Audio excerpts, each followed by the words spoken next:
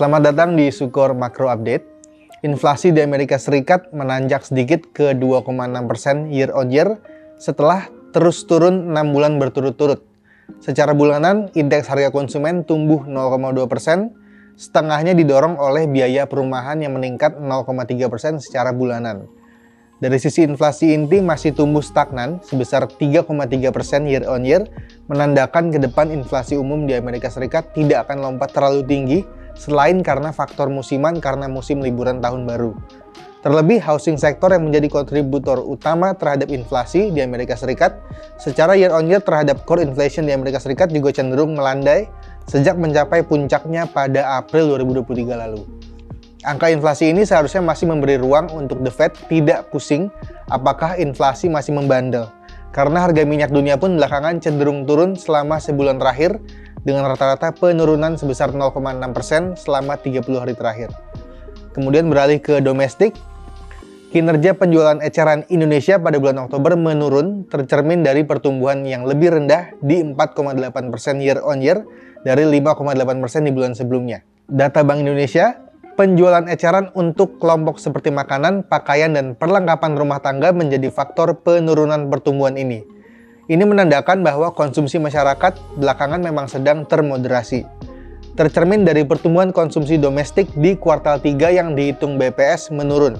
Hal ini juga dibuktikan oleh indeks keyakinan konsumen yang menurun ke 121,1 di bulan Oktober dari 123,5.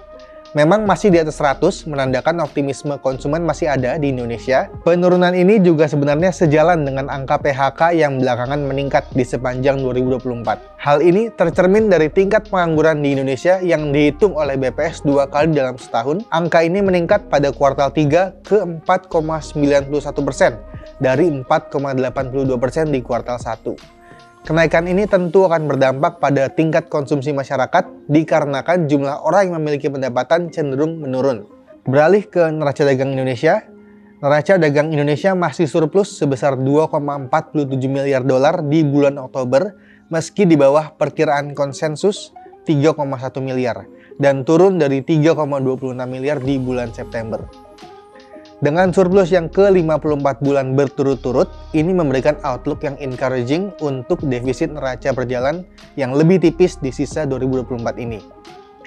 Penurunan surplus ini didorong oleh naiknya pertumbuhan impor sebesar 17,49% secara year on year, dari 8,91% di bulan September. Jika dilihat berdasarkan kategori, impor barang mentah atau raw material tumbuh double digit sebesar 18,48%.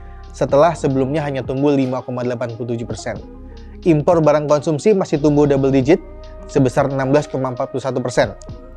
Kenaikan kedua kategori impor ini secara signifikan menandakan bahwa pola musiman yang biasanya memang menyambut festive season di akhir tahun. Seiring harga minyak yang cenderung stabil dan potensi ketegangan geopolitik di Timur Tengah yang diantisipasikan mereda, beban impor dapat terbatas dan hanya didorong oleh lonjakan permintaan barang untuk menyambut festive season. Kemudian jika dilihat dari sisi ekspor, kinerja ekspor tumbuh 10,25% year on year, lebih tinggi dari bulan lalu di 6,44%. Ekspor industri pengolahan tumbuh lebih tinggi dari bulan lalu dari 9,03% ke 14,41%.